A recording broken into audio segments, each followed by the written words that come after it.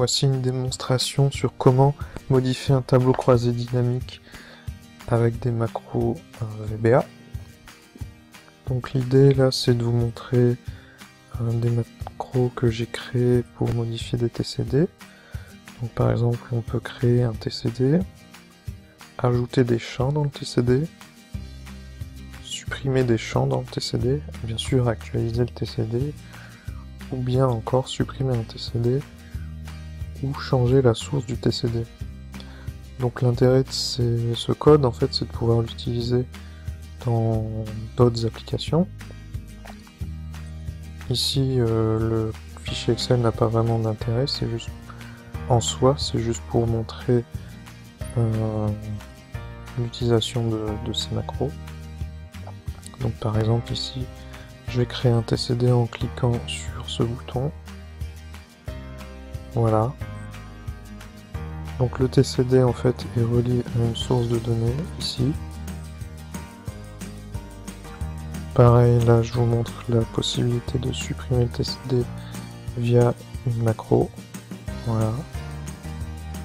Donc je le recrée pour la suite. Voilà, donc ici je vais ajouter un champ. Alors, donc un champ,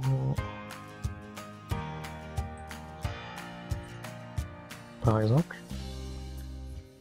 Donc le champ, j'ai la possibilité de le mettre en filtre, en colonne, en ligne ou un champ de valeur.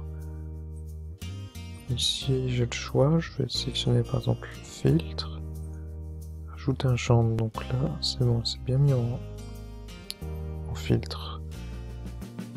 Alors j'en rajoute un autre, les ventes, que je vais mettre en valeur. Voilà.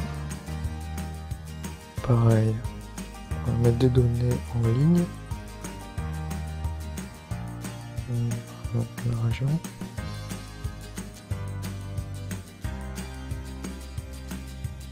Voilà. Enfin, on va rajouter des données en colonne.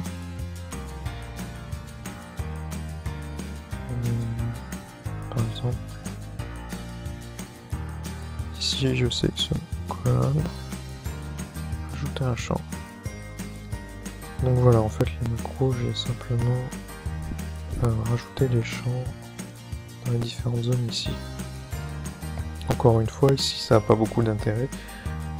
L'intérêt des macros, c'est de les utiliser dans d'autres applications où il y a besoin de modifier des TCD de manière dynamique via du code VBA.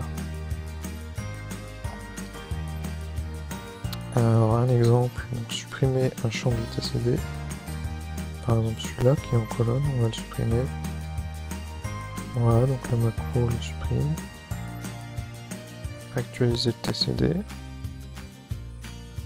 Ici il n'y a pas de changement vu que la source de données n'a pas changé. Et dernière macro, on va changer la source du TCD. Donc ici j'ai une deuxième source qu'on va utiliser à la place de la première. Donc là j'ai rentré l'adresse de la deuxième source à utiliser. Et je clique là, changer source TCD. Donc j'ai bien changé la source du TCD, on va vérifier ça.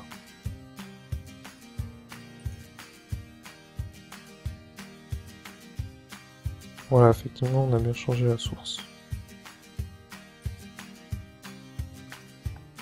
Donc vous pouvez retrouver en fait l'article associé ici.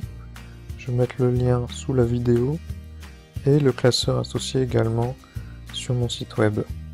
Merci.